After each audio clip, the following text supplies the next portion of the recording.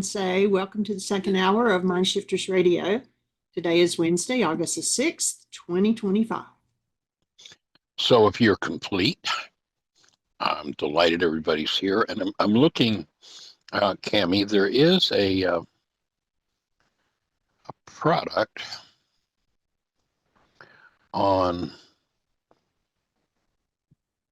Amazon that we buy that is reasonably priced, although I think it might have just gone up recently, but is a reasonably priced nut butter product that has a wide array of different Kirkland signature mixed nut butter. There's no peanuts in it. Yeah. It's really a pretty good product. And it's like, I think about a 2-pound jar. Do you have it pulled up? Can you send me the link? Or Yeah, I'll send you a link. Yeah, it's actually Okay, 27 ounces, so it's a little better than, I guess, a pound and a half. Yeah, because Matt Oh, eats wow. peanut butter, and it's like, yeah, that would be much better than peanut butter. Yeah, unfortunately, the price has gone up. We used to pay, I think, about $12, so it's up to $18.95 now for a one-time purchase. There's a discount if you do it on a subscribe and save, but What's it used to be more what's the reasonably issue with priced. peanut butter? Why not peanut butter? Peanut butter, number one, peanut butter isn't a nut. It's a legume. It's very hard to digest. And unless you get just peanuts, just the legume itself, then just about every product, unless they're an organic natural product, and even some of those are pretty adulterated, they're loaded with all kinds of different seed oils and sugar. Oftentimes hydrogenated oil, like, the popular ones that most people feed their kids are loaded with sugar, and they're loaded with hydrogenated fats. So if I buy just because peanuts and just grind them, that's what I do. I just grind peanuts. Definitely a better idea. Yes. Okay. I can't say that. And I just can't imagine life without peanut butter.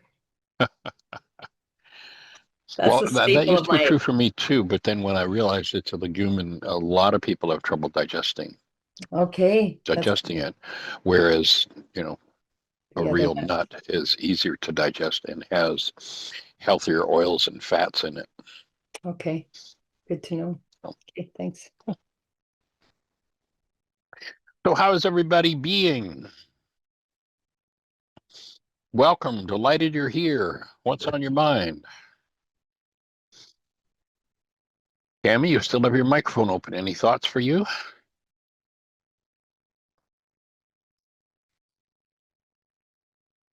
Oh, your microphone's not open anymore, so I guess not. Okay, cool. Melissa, you got your hand up. Hit your microphone button. How do you be? What's on your mind? Okay, I think. Can you hear me? You're loud and clear, Melissa. Yes, welcome. Okay. I'm still new at this. I wasn't sure if I did it right. Okay, I missed your show the last couple of days, but I listened to them, and I missed a couple of really good shows. Sorry I missed them. I had a couple of things I wanted to ask about. The show that you did, Please the healing do. thing, I think it was Monday. That was a really good show. And I had hurt my arm like about 3 weeks ago, lifting my mom's wheelchair into the car. Maybe 3 or 4 weeks ago, I can't remember when it was. And my arm was really hurt, and then I turned around, hurt again, lifting my dog up. And anyway, I had someone, we listened to your show, and I had someone do that to my arm. And I'm not to say I didn't believe you, or obviously I wouldn't have tried it. but my arm absolutely doesn't hurt at all anymore. Thank you. It is the most amazing modality. And I mean, especially in the early days, after I finished medical school, I went to every workshop going. I mean, if you look at like the energy field work that I've assembled, that there are a couple of things in that energy field work that are original with me, but most of it is just things that I found that have been developed by other people. I've probably got, I don't know, $25,000 or $30,000 in workshops, professional workshops, to put that energy field work together.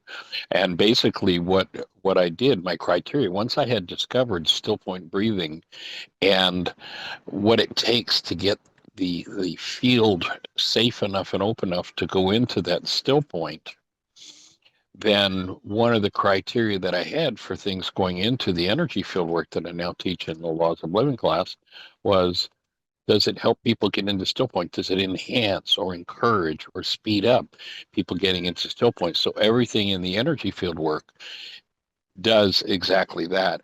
But I've never seen anything like orthobionomy. I mean, it's mind-boggling. And literally, it takes 2 minutes to learn.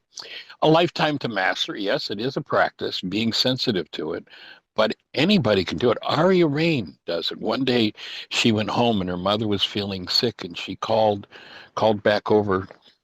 Nini, she calls Jeannie Nini.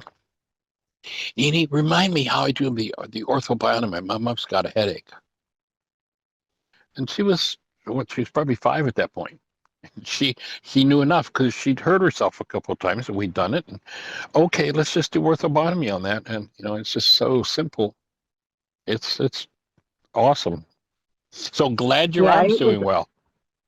Yeah, it was amazing because I kept kind of re-hurting it because I couldn't really not use it because it was actually, my left arm is the one that's swollen and has the lymphedema problems, and it was my right arm I hurt. So I kept I almost had to keep using it. And I was just amazed how much, and then I slept way better last night than I have in so long because my arm wasn't killing me, so it was just like amazing. And anyway, thank you. And I had a question about it though. I know two different people that have one before you get to your question. Sorry, go ahead. Yeah, before you get to your question, I have a question for you based on what you just said. Do you really want me, right? to be killed? I mean, is that what you're really searching for? No, that's what it says like that. I realized. Okay, you got it. Okay, cool. Regulatory speech is an important thing. Paying attention to our words is really important. So as important as orthobionomy, but when you said that, actually, the first time I met you, way back in like 88, 89, I made a comment to you. I was talking about somebody, I won't say who, but I said, I love him to death, and you said, you said that to me, and that has stuck in my mind ever since then. And then I didn't think about it for a few years, but then when it came back to me, and now I actually catch myself and think about words like that, and it gives you something to think about. But you go back in the ancient scriptures, and it says, the power of life and death is in our words. That's how powerful our words are. The vibration we speak. And I hear it in other people's speech too, and it makes me really think a lot. Oh yeah, well, we go to restaurants where it's it's happy hour or early bird. We'll do that once in a while, and it's amazing sitting there and listening to the conversations going on around the table, and the table's near us and such. And most people, as they get older, they love to do their organ recitals. And you know what that is? That's when people talk about what the last organ was they had removed, what the next organ's going to be in their disease process. And it's a huge topic of conversation, and people don't know that literally the voice sets literal actual energies into the body that literally organize or disorganize the body. So if you jump on YouTube and put in the word cymatics, cymatics, cymatics, and it's a study where they'll have a drum and they'll put sand on the drum, and then they'll play a note through an amplifier where the speaker's pointed at the drum, and all of a sudden the sand starts to dance, and there's this awesome geometric pattern that forms from this particular sound. And then they change the sound, and the whole body of the sand turns into still a different geometric shape and pattern. And when you look at that, and then you realize that our voice is creating these patterns in our physiology. Literal life and death is in our words. Yeah, it's amazing. Yeah. So good thing to pay attention to. Yeah. I've really started to, especially over the last maybe 8 or 9 years, I really have started to notice a lot more. I still get off track, but I've noticed a lot more than I used to. Awesome. If Arya has, we've taught Arya that, and every once in a while, if Jeannie and I slip, she'll remind us. That's funny. So, okay, well, back to the healing thing. Yeah. My question is, I had a question about this. I don't quite understand how, if someone has upper or lower back problems, because when you have a limb, I understand how the person holds it. How would you do it on a back with somebody? Well, you can do the same thing with putting, let's say someone has a challenge in their low back. So this is one of the pieces in the energy field work that we teach people to do. So we'll have the subject laying on their back on a table.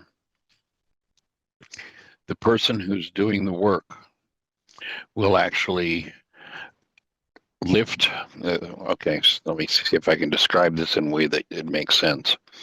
So I'm standing beside you on a table, and I'm at about your waist height. And let's say you've got some low back problems.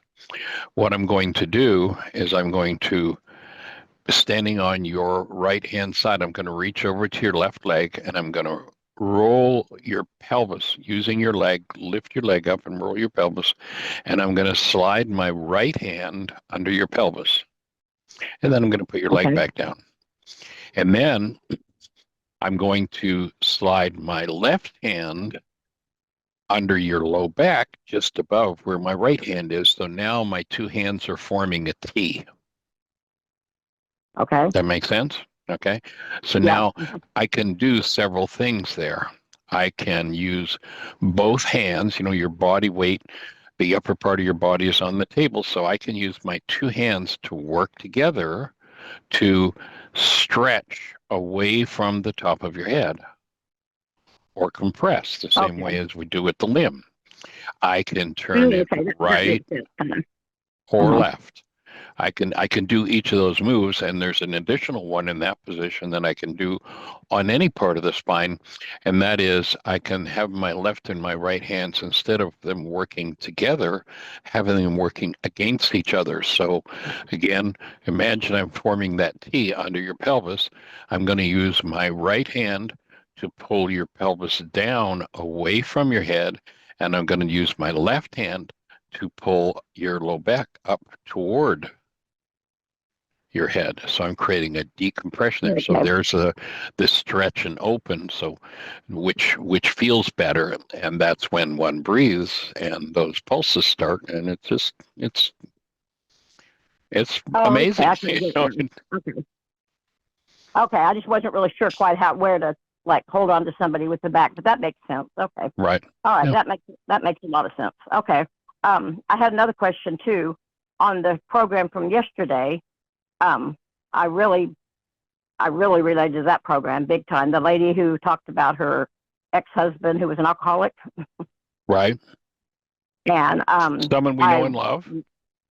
Yes. Yes, big time. And I really related to her. And I did the exercise. I don't know what it's actually called, where someone who irritates you or whatever. Yeah. So someone who shows you your irritation. I did that. Actually, I did that on a few people, and that actually was very, very freeing or whatever. So I really did that. But it actually kind of led me kind of down a path, and I had a kind of a question, although I'm not even exactly sure what my question is.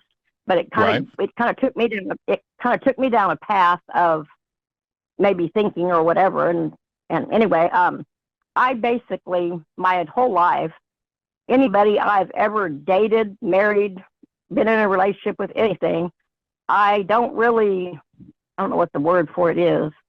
I don't ever really get them out of my life. They're either, whether they're Facebook friends that I tell them happy birthday, or they're in my life as much as even now. One of my ex-husbands rents a room from me right now in my house.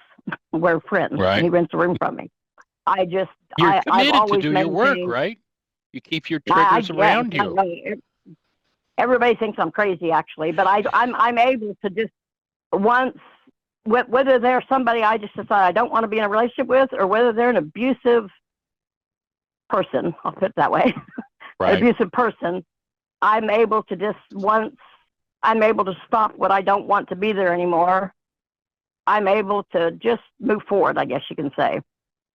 And I've always just been able to, unless there's a couple that have just decided they could never see me again for whatever the reason, you know. Right. I'm able to just remain friends with people. And the same thing with personal friend relationships. Everybody I was friends with in high school, I still talk to. That's just me. Right. And anyway, it got me, I don't know, it kind of, especially with one of my ex-husbands that you know, it got me to thinking, I've always looked at that as a good quality in me, but yesterday for some reason made me think of that matching bags of garbage thing. Right. And it opened up a door to me and made me kind of, I don't know, it gave me a kind of weird feeling and all that kind of stuff, because it made me, I don't know, I'm not even sure what I'm even getting at. It made me kind of look at it as, am I really being a nice person and helping others? I got it. Not? Okay, so. I think I got it. So Yeah. Here's how I would understand what you just shared. Most people think of themselves as bodies. We've been trained that we're bodies, and think of others as bodies, and relate to each other and themselves as objects. And that's why in a lot of the world, people can be in a relationship for a week, a month, a year, 10 years, and just throw somebody away. Because what are we trained? Objects are disposable. And when you're finished with an object, just throw it away. And that's what a lot of people do. They throw each other away. They treat each other like objects. What I hear you saying is that you've gone beyond treating others as objects and yourself as an object into recognizing that we are beings. And you don't throw beings away. There may be reasons to be together closely and intimately, or reasons to depart in that intimacy, as you're talking about. But my take, and I would consider to be a wonderful attribute to have, that instead of throwing objects away, instead of treating people as objects, you treat them as beings. And my take is, once we establish a relationship with a being, that relationship is eternal. Now, what do we project into the relationship? If the relationship is painful for us, it's because we have unresolved pain that we're projecting into the relationship. And so my take is, if I recognize that these people are beings that I have an eternal relationship with, I may change the form of the relationship. But if I'm functioning, and you know, I hear in some of the private conversations that we've had, that when you first started doing this work, you really tapped into this idea of functioning as love, functioning as a human being called love. And when you function out of that, relationships don't end. Yeah. And I think that's a wonderful thing. Now, if there are issues that you're not taking responsibility for in the relationship that you need to clean up, great. Well, then that's the forgiveness work that needs to be done. But recognizing ourselves and each other as beings, and recognizing that those relationships are eternal. And then there's still another level of that. And, you know, if we listen to Albert Einstein, he says, if you think you're separate or separated from the rest of humanity, you're living in an optical delusion. Our mind creates this falsity that we're separate beings. The truth is, and this is, you know, pretty much impossible for the mind to understand, but the truth is, there's only one of us. We are individuated cells in one body. In the ancient teachings, they called that the mystical body of Christ. That we are literally individuated cells in this wholeness called life. And when we choose to serve life, you know, a lot of people get into the little ego self, and I'm going to take care of me, take care of me, take care of me, me. I'm going to serve me. And the truth is, there is one life, and I think we're each here to serve that one life out of the space of active present love. And so if issues come up, do your work around it. And I think it's a wonderful attribute that you've got. That it's natural to you to do that. Okay. Then my only question would have, I guess, would be like what that lady was talking about yesterday with her ex-husband. I mean, really, all my other relationships, they work, and I have boundaries. You know, like my ex-husband that lives with me. I mean, not that we don't ever have a crossword between us or anything like that, but everything works except with one person, which I know you know who that is. Right. I always, just especially recently, I want to be kind. I want to, and it's not even want to be kind. I just genuinely care, and I wish them well and all that stuff. But I really kind of like what she said yesterday. I really kind of just almost feel like there's nothing I can really do or say or give. Right. And really, maybe for the first time in my life, almost really feel like I just maybe don't want anything to do with that person. And it's kind of a new feeling for me, maybe. Yeah. And I find myself saying, am I being selfish? Or am I mean, just because maybe it's a new feeling. I don't know, you know. And is that maybe, again, yeah. My offering would be if you're taking abuse, you're maybe just becoming aware that you're accepting abuse, and that would be a forgiveness process inside yourself, and then languaging accountability with that person. But you know, there's a saying about raising children, and that parents, you know, a lot of parents think that their job in raising a child is to do everything for that child. And when they do everything for the child that the child could and should be doing for themselves, they're disabling the child. And they call that love. It's a codependent state. It comes from being, you know, feeling guilty and self-blame that, oh, I have to do absolutely everything. And by so doing, one weakens the child. And maybe there's a line that you're getting ready to learn to draw and recognize that when, and I know who you're talking about, and I understand the childish behavior and the irresponsibility. Perhaps this is a new skill you need to learn to be able to allow him to make his own mistakes. And if he falls, then he's going to have to fall. And you're not responsible for picking him up. Yeah, well, I've actually drawn those lines, and he is falling, and I'm actually kind of, I'm okay. I'm not okay that he's fallen necessarily, but I'm okay with knowing I made the right choices as far as that goes. Yeah. I'm actually kind of to the point now where, not to be really cruel, but I'm just kind of tired of hearing about it. I'm just kind of, you know, it's like you keep doing the same thing, and I don't expecting a different result. I don't want to hear about it because I'm sad for him, but I also don't want to hear about it because it's just the same old thing. And same thing. Yep. Yeah.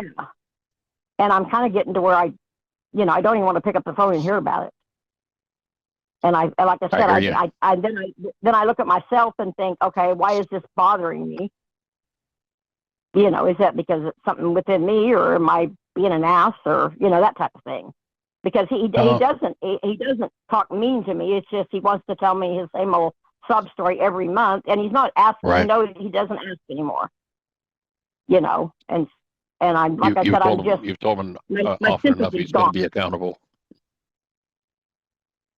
Yeah, I don't know. I'm just kind of like I can't say I don't care, but it's went on so long that I almost feel like I don't even have the sadness anymore.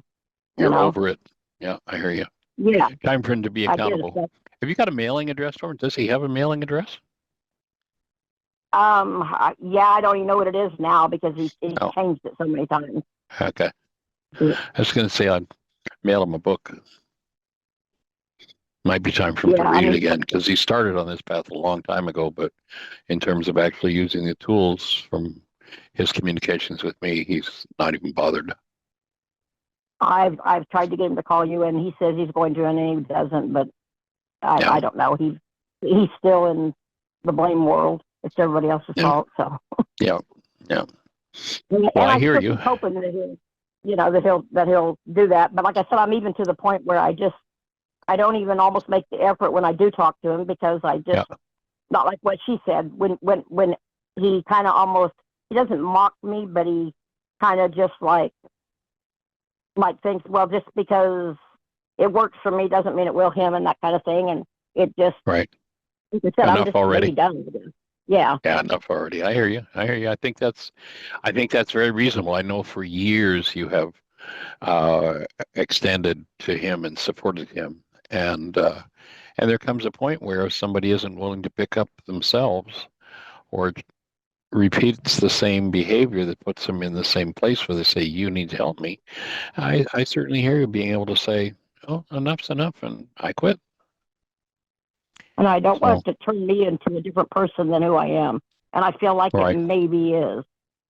Because I that's where I'd be doing some worksheets. It's the place where now what I hear you saying is that the interaction is bringing up some parts of you that you don't like about yourself, and you want to forgive as to those parts and remove them. So he's showing you something that is about your work, and there'll come a point where I think as you do your work, you'll be able to say, I see what you're doing, and it's your right to do that, but I'm not going to support it anymore.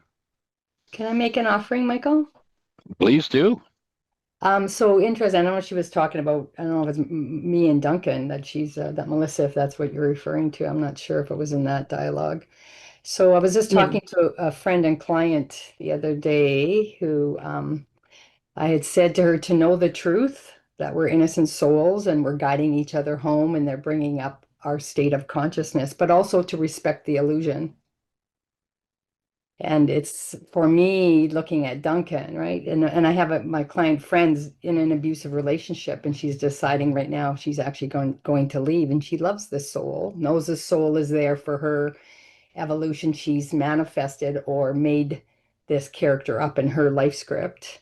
And at the same time, to respect the illusion that she's in the illusion, she's manifested an abusive relationship. And also in my own story, I have to ask that question. I know Duncan's scared. There's a little boy. What's up in me to do my own work, as Michael said, to show up in what that all brings up in me, but also to love myself more, to keep myself safe. And am I going to, and even talking about it, I can feel my heart. Yeah, it's interesting. There's a real tension in my sacred heart. So obviously not fully clear on that. Watch your throat. You can hear a little tension developing in your throat. It's your hold on place. It's a good indicator when that starts to go. Oh, something to pay attention to. Yeah, I can feel it, and yet I know for myself to keep myself safe, and that I deserve respect. I deserve gentleness and honesty. And even though Duncan, I can see, because I'm very intuitive, I can see what's going on underneath the wounded little boy, but also what he's reflecting in me. And in the same time, in the illusion, to put safety first and respect first and gentleness, and how a divine masculine would show up in my presence. And he's not that right now. No. He isn't. And that, so I get to claim that for myself. And I don't know yet if my relationship, if it's over. I just wrote down the question, is the relationship complete? That's the question. I don't know yet. We have a son together, and how, I don't need to know what that's going to look like. I just need to know. I get to ask the question, is the learning complete? And then I can still love him from a distance, as Neil. You mean you can be the presence of love? Yeah, I get to be. Yeah, I get to be the presence of love from a distance. Cool. Yeah. And so that's the, and where alcohol's involved, one of the things I think is important to recognize about alcohol, all use of alcohol is self-abuse. Yeah. And wherever alcohol's involved, that self-abuse is going to virtually every time turn into abuse of others. It's just what alcohol does. One of the primary actions of alcohol is to knock out the inhibitor function of the brain. Yeah. And About 90% of brain chemistry is tied up in inhibiting brain cell firings, inhibiting behaviors, shutting them down. Mhm. And so, every time we were inclined to do something that was negative or destructive, somebody told us no or beat us into us or whatever, and shut that down, which is really very unfortunate because as long as it's shut down, it's in the unconscious, it's going to draw experiences and it's going to come up as a behavior prompt again over and over, especially under the influence of alcohol because the inhibitors are knocked out. The alternative, if that parent or that authority, whether it's the law or whatever, what we call the law in the culture, were to recognize, oh, this behavior is really destructive, rather than we're going to punish the hell out of you so you never do it again. We're going to support you in opening and looking at and working through that in you so that you're free of it. If parents had done that with a child rather than, this silly adage of believing that spare the rod, spoil the child means that you beat a child into submission so they never do it again, which means it's now locked in tissue, locked in the emotions, locked in behavior. And oftentimes that trauma locked in tissue becomes the reason people use alcohol as an anesthetic. And that very action is what knocks the inhibitor up for that behavior and brings that behavior to the surface again. So Yeah, I wherever see. there's alcohol, it's just, I think it's important to recognize that is going to turn into something crazy. And for me, I was brought up in a world where alcohol, well, it's just part of culture, it's part of life, it's just one of those things. My take when I look at over the years the people I've worked with where alcohol was involved, the horrific things that happen, the insanity, the number of people that are abused and die on the planet as a result of alcohol is just outrageous. Mm-hmm. It's not a normal part of life. It's insane And in his that life, it even exists in our culture, but it's part of the game for a lot of people who and in don't have his life, tools.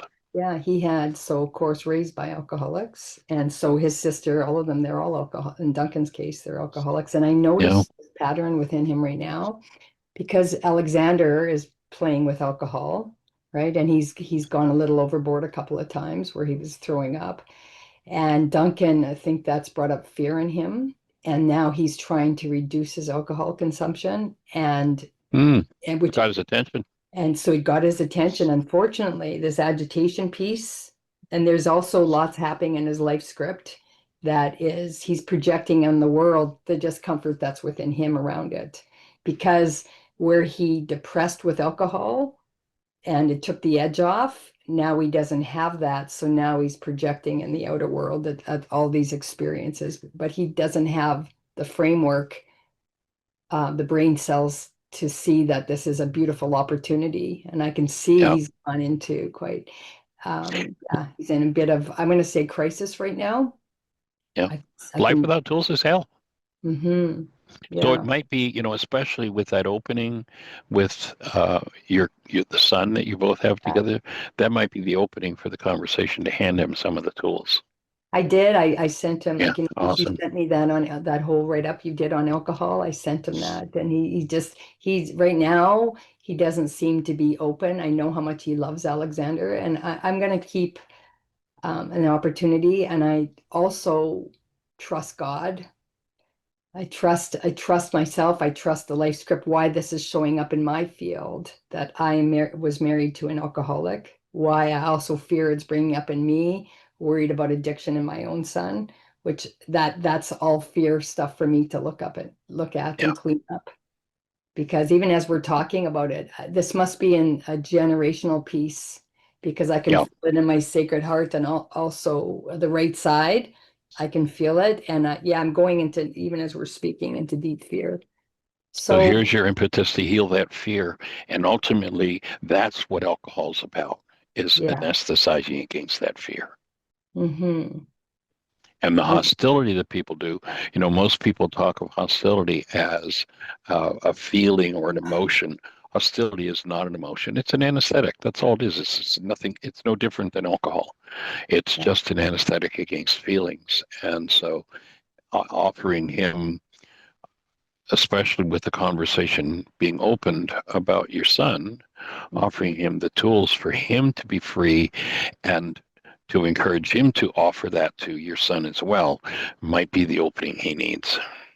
They both need it. Yeah, I bought 2 books here. Why is this happening to me again? I'm gonna give him one of the books and hope, I'm just it's an opportunity, and whether he chooses or not, that's because it's all there. And then just saying this really is to make new life choices, and either he'll and we're here to hold the space for you to open fully that fear that is part of the family system that needs to be processed through.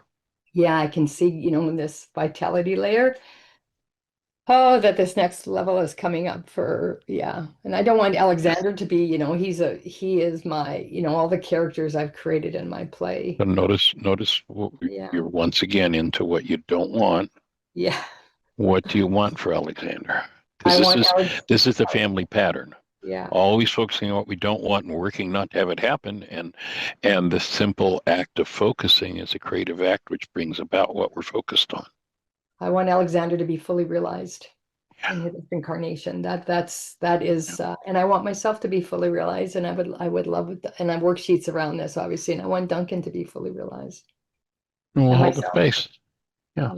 And that might mean, that might mean watching some really crazy stuff come up for your son.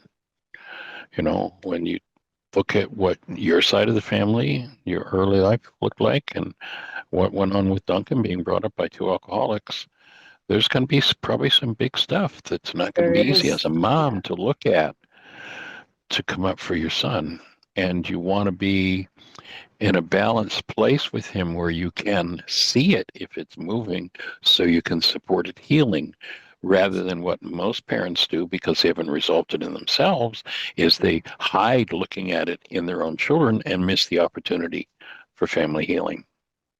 Yeah, as you're speaking, just so many layers. Like even, Duncan had a brother that killed himself, and his father wouldn't even have a funeral. They didn't get a chance to grieve.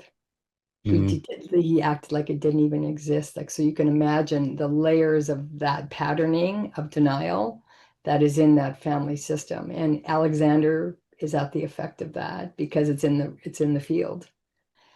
Yeah, that's big stuff. That is so breathing with you and holding the space for it to move in all of us, because we've all got this stuff in our family systems. Yeah. My dad was an alcoholic. I recognize it. Yeah. And knowing that we're healing it for the humanities cloud, as I call it, right? Exactly. The humanities cloud, and trusting that the process, and trusting in the love of life, that I can navigate through this with the support of everybody that's here. And so thank everybody. And Melissa, you got it. For sharing. Yeah. So Melissa, does that bring any thoughts up for you? Actually, good thoughts, because especially what she was talking about, how she feels like she manifests some of this. I think that's kind of maybe where I was coming from, because I always feel like that. Everything that comes in my life, good or bad, I kind of welcome it with open arms, because I feel like there's a lesson there I need, or whatever it is. And maybe that's kind of where I'm more coming from, because I always felt like, even when he called or something, even when it was bad news, or which it usually was lately, I always kind of felt like, okay, this is something I brought in my life and I need to deal with, or whether I can help, or whether it's something, whatever. I felt like it was something that needed to come into my life. And lately I've more felt like, oh, please, I don't want to deal with it, type thing. And I've been asking myself now, what is it I'm supposed to be getting out of this? And feeling like there's nothing left to get out of this. And I kind of guess that's my kind of question, is... Yeah. Maybe it's time to get out of it, that it's time to take care of you. Yeah, I guess. And really, I almost feel like I've never been to that point with anybody in my entire life. Yeah. And the other lesson might be that it's okay to say no. Okay, maybe that's a good lesson then. And here's a mind shifter you might want to use. You got a pen handy? Yeah, I do. Go ahead. People honor and cherish me, especially when I answer them with an appropriate no.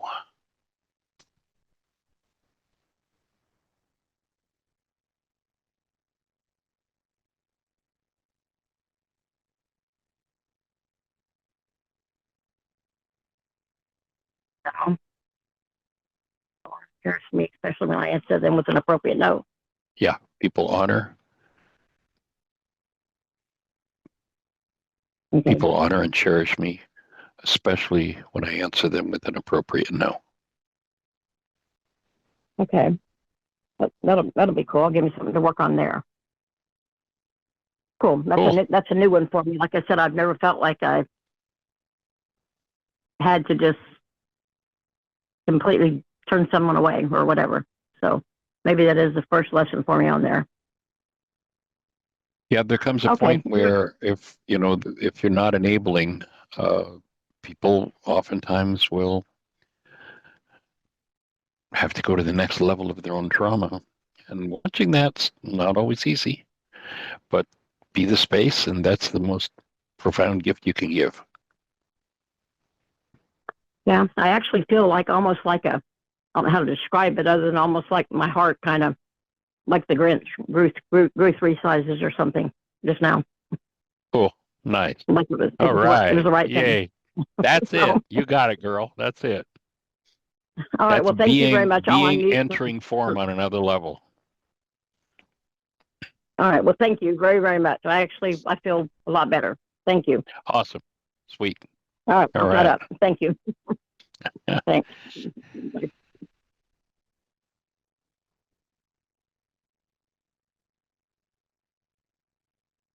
Does that resonate anything for anyone else?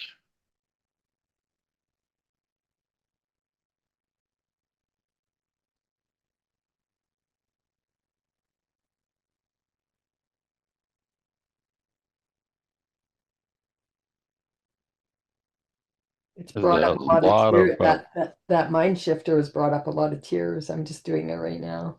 Yeah. Brian. Yeah, a lot of us were brainwashed into that if we're not fulfilling someone else's needs, then there's something wrong with us because we're to blame for their needs or their pain or their trauma. And that's just another internal piece of work to be done. Yeah. Sometimes the kindest thing you can say to someone is no. Yeah. Yeah, so thank you for that. I'll definitely be working that one. Yeah. Breathing with you. Looking forward to this evening. Yes, me too. I'm just about through the third video for it, and it's been really, really good to be listening to the codependence workshop.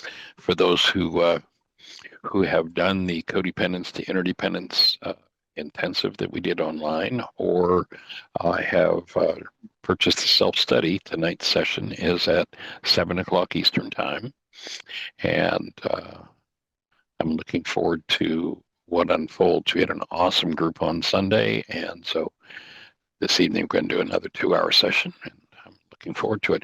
One of the things that, something that I haven't thought of in quite some time that I brought up in one of the sessions, and I think it was the first intensive, and it's a thought that I haven't really brought forward in the radio show for quite some time, but for me it was a good reminder, and that is that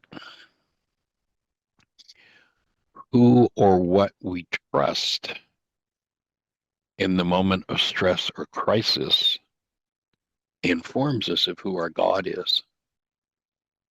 And many people talk about, I love God, I love God, I love God.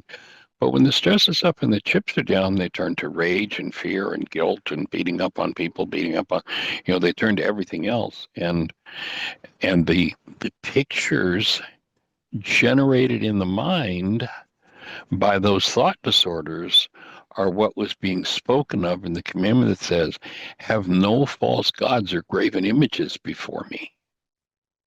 The Creator love is saying to us, This is your created state. If you allow thought disorders, mind energy that's off base, anything based in hostility or fear into your structure, then because the human mind has this ability to convert thoughts into pictures or graven images, if we put those graven images, and oftentimes they're multi-generational, they're generation after generation after generation in the family system have taught us, our power person dynamic, well, this is how you handle this or that or that.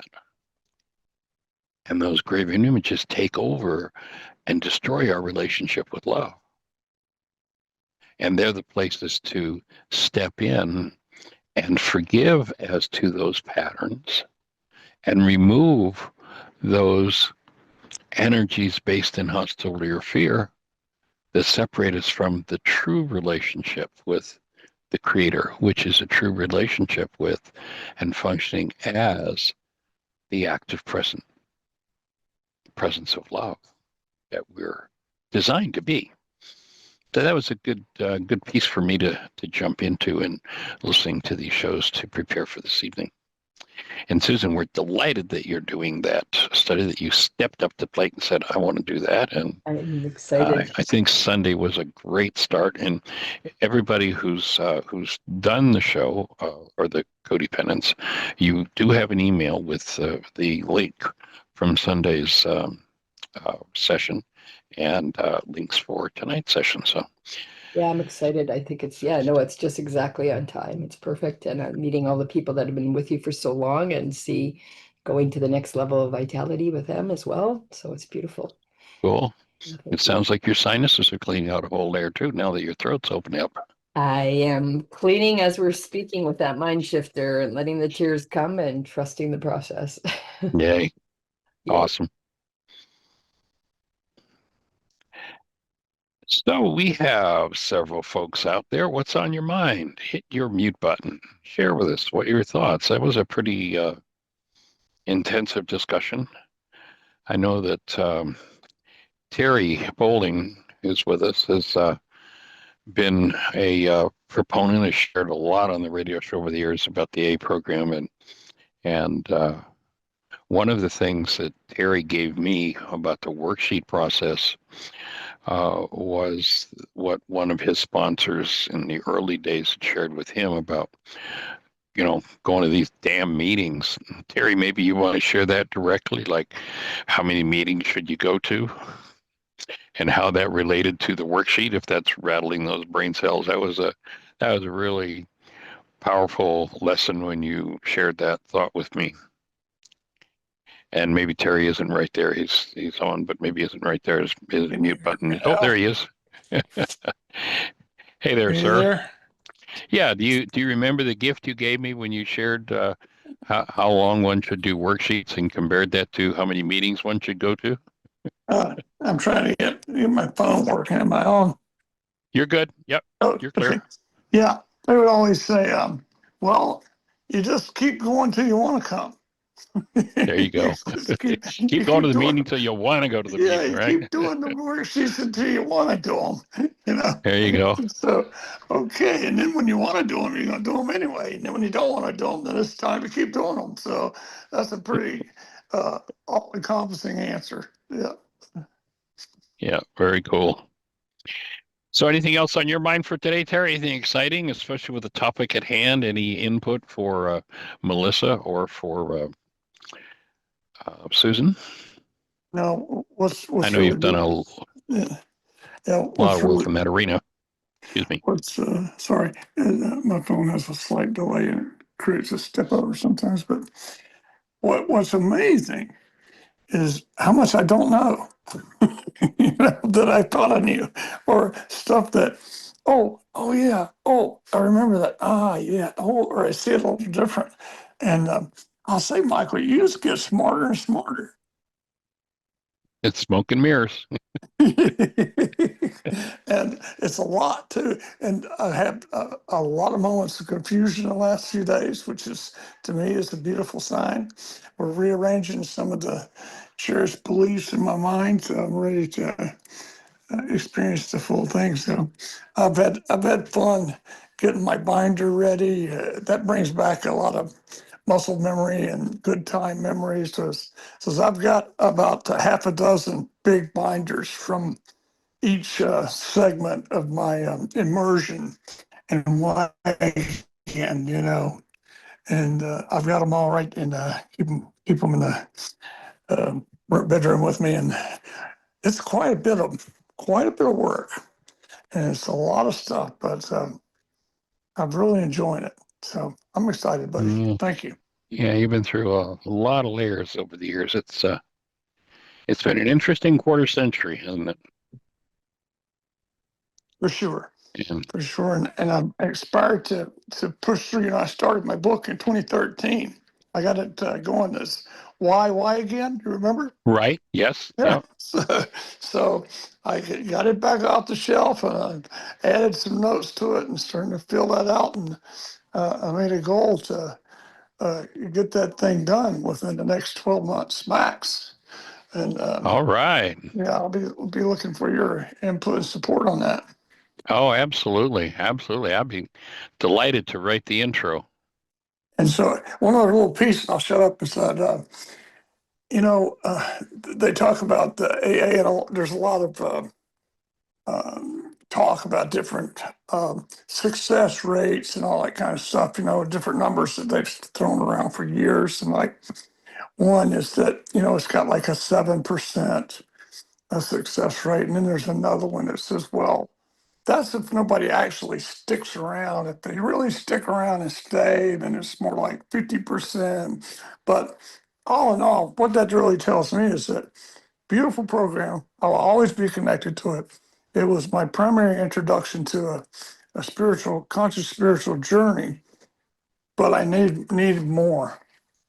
And that I think applies to every modality and dynamic. And certainly your work is right there that encompasses so much beautiful stuff. And it's just a great thing. And it's a lot to Well, learn, lifetime work.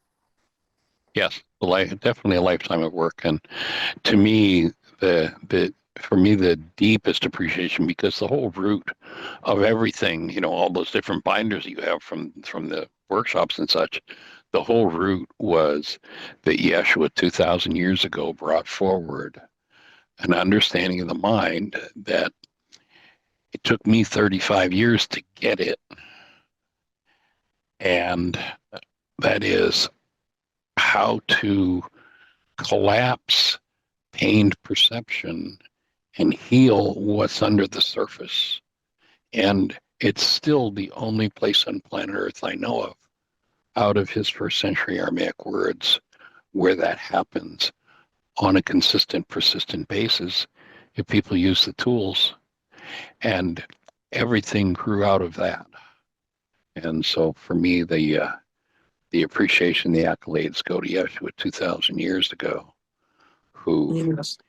said, not you must forgive from your head your brother, but you must forgive from your heart the wrongs of your brother.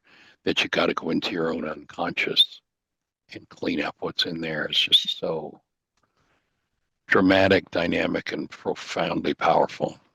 Where most of the world's living in projection, and most of the world's idea of forgiveness is, okay, I'll let them. Yep, I'm going to let them off the hook. I'm going to forgive them, or I'm going to forgive myself. And it shocks a lot of people. And I say, no, never forgive anybody. No, never forgive yourself. What do you mean? I thought we were about forgiveness. Yeah, I am. The actual act of forgiveness, which is going inside yourself and cleaning out garbage. That's so. That's definitely where the appreciation is due. Two of my binders are laws of living from two different um, uh, sessions, and the one was the one where the kids were there with me and all. And Right. I still have some of their drawings and worksheets and things that they did in that binder, and that was 20 years ago. What a treasure! And I've held on to that. And that Yeah, is my favorite laws of living favorite. Yep. Yeah, I actually, from back in that time period, And it might have even been at that intensive that Krista, where the kids were all there, and she wrote a story about Dr. Feelgood and Dr. Heelgood. And that, she wrote about how, somebody was in pain. And I don't have the story right in front of me. I'll have to find it and share it. But how somebody's in pain, and he went to see Dr. Ryce and found out that it was not Dr. Feelgood.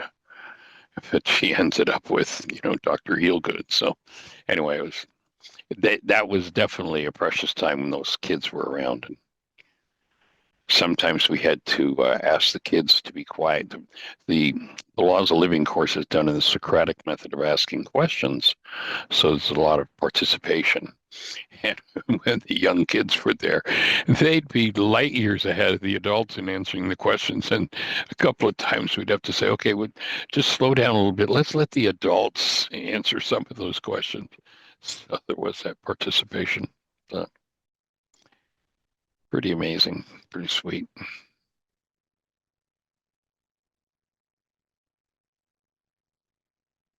So breathing with everybody and holding a space. That with the conversation earlier have been about alcohol. It's a sadly a global conversation, and nobody has escaped at least the genetic impact.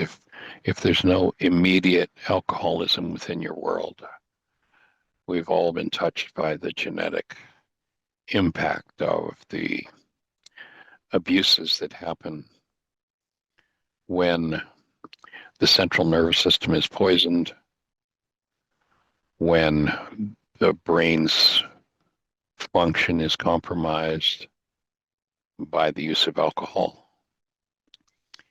And,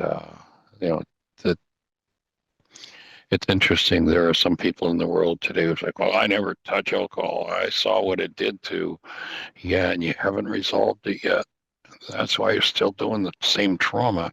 There's the dry drunk. They don't touch alcohol. But if the unresolved pain is still there, it still drives abusive behavior. So holding a space for each and every one of us in any circumstance or any situation where one, the pain from being abused surfaces, or two, the pain of abusing surfaces. And to breathe into that and let it go. And for those who are going to join us tonight, we'll see you at 7 o'clock. I'm really looking forward to it. Thanks, Susan, for stepping up to the plate and volunteering to do it. You bet. Blessings. Thanks for joining us.